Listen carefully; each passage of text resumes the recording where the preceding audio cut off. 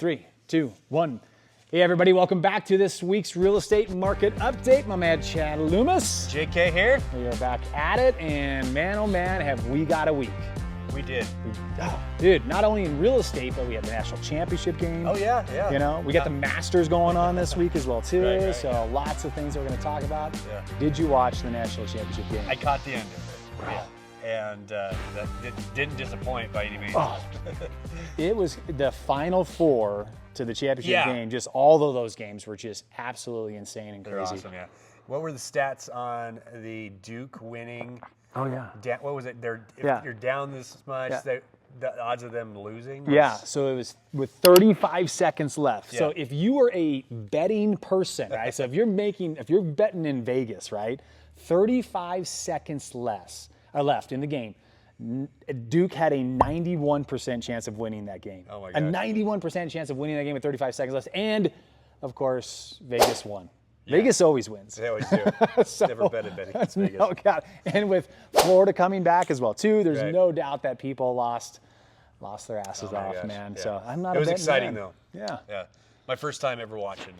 Oh really? Yeah. Oh okay. So, Well, I'll be watching. we next enjoyed year. having you over. That was a lot of fun. You Yeah, brought it the was. boys. And Yeah. So we had a good time watching the Final Four. That was crazy. So, and speaking of crazy, the market is a little bit interesting out there, man. It sure is. You Yeah. know, we're going to talk some local, and then I'm going to do a national. little bit of a spin on the national about what's going on, like who's buying what, like what generation is actually buying right yeah. now. So Okay. we'll That's talk about that. interesting. So. All right.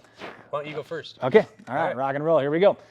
It's so right now in the marketplace, we also know, we know that interest rates have been a little bit volatile. They're going up, they're going down. Actually, they're down now, which is great. Right, yeah. Obviously, average sales price is about the same. It's actually under what it was last year, just a little bit. A little bit, yeah. We're starting to experience a little bit of a low in the market, but here's what's going on when it comes to the demographics. It's always good to know who's buying out there. Okay. First-time home buyers have usually been dominating our market, right? 32% of all homes sold are typically from a first-time home buyer. Okay. We're down to 24%. Now, do you know if that's a correlation with the amount of inventory? Part of it. I think it's a threefold, right? I think it's three-factor one. One is you're right. There's not a tremendous amount of inventory out there. We're experiencing, and you're going to talk about this a little bit later here. So, but multiple offers, right? And so if you've got a first-time homeowner buyer that is like FHA financing, but then you might have a baby boomer that's all cash, Right. And you're more than likely probably going to go with the all cash offer, right? Yeah. So a lot less things can happen wrong when it comes to an all cash offer compared to an FHA financing. Right. So I think that's a factor. I think obviously interest rates are a factor as well too, and then just affordability is a factor, right? Just the median sales price of a home across the country is over $40,000, right? So that's a lot for a first-time homeowner. So, you're starting to see that dip. But you are starting to see, once again, these baby boomers are out there purchasing second homes. They're downsizing. They're buying multiple properties in multiple locations because they're starting to get better deals on them as well. So you're starting to see that ramp up. They did a statistic recently about what demographic uses their agents the most. And I thought this was very interesting. I actually had never heard of this sector. It was called the silent generation. Remember the silent generation? I've never heard of it. I know, they were silent. I don't know. Man, I just literally. Maybe there's a reason. 1924 to 1945 was the silent generation. The pre-boomers is what they were. Okay. So they were 93% more likely to use the agent that they had been using in years past. So loyalty was huge for them, which was awesome. Baby boomers were 91% going to be using the same agent as well too. So love it. It's awesome. Great statistics in that aspect. So, but let's talk local stuff. Yeah. So, over the last week, not a lot of change in the pending sales. We're only up 4, so we're up to 173 overall. Okay. What's interesting is that 500 plus range has not changed. So we haven't seen a lot of movement in that sector in a long time. So if you are, selling, you're going to have a little bit harder time. There's probably more competition. If you're buying, there might be some deals to be had. Yeah. Regardless, inventory has shrunk again. We're down to 108 homes just in the Casper area. No kidding. That is down from 122 last week. So the homes that are coming off the market, there's really not much replenishing that, which we typically see the opposite in springtime, right? Yeah. right after spring break, Yeah. people start getting excited. They're rushing to obviously. get their home on the market Yeah. because the yard's looking good, and you just have a different feeling Yeah. than you do in the wintertime. Yep. Yeah. Yep. So, and with that, we're seeing a lot of multiple offer situations. So I just got into one last week. Unfortunately, I lost out, which is a bummer, but on to the next. And anyway, it happens. Very competitive market here. Yeah. I mean, the nice thing I would say is that it's a healthy market for us Yeah. because we don't want to be on the other side of this. We've done that. We've seen the recession side of it, and we most Right. certainly are not excited about any signs of any type of a recession here locally. So No, we're still super healthy market. So Yeah. just be aware where you're at with your pricing your home and whatnot, and be prepared that if you price it right, Yeah. you're gonna probably get multiple offers. Yep. Yeah. Good. Awesome, man. All So, right. anyways, I do have one other thing. Okay. This Nervous. I'm always nervous when Chad says this, by the way. This is a segment I like to call "What the does Josh know about the most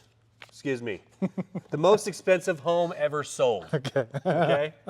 Now this should be Here in Casper? No. Okay. Ever around the world. Dang it. Okay. right. That's a lot. That's a lot to know. So, all right, most expensive home ever sold. Okay, this is multiple choice. Thank you. I know you like that. I do need that. So I gotta, Was it 135 million, 238 million, or 410 million? Oh, man. So I just go back to this one that we talked about a long time ago. It was a new construction in California. I want to say it was on the market for like $240 million. Was it Malibu? Something, I think it was like that. Yeah, it was asinine. Yeah. This is crazy. But it was in foreclosure, so the back of me, like, I want to say that one sold for like 130 million, but I gotta believe that there's something else out there that is sold for more, but I'm gonna go with my gut on that and do the California 130 million. 135 million? Yeah. All right, well, you're wrong. Never go with my gut. Never. This is why I don't go to Vegas. 238 million. See, there you go. I should have stuck with the first answer. All right, so the next question is what city was it sold? Okay. Okay, so was it New York, Los Angeles, or London?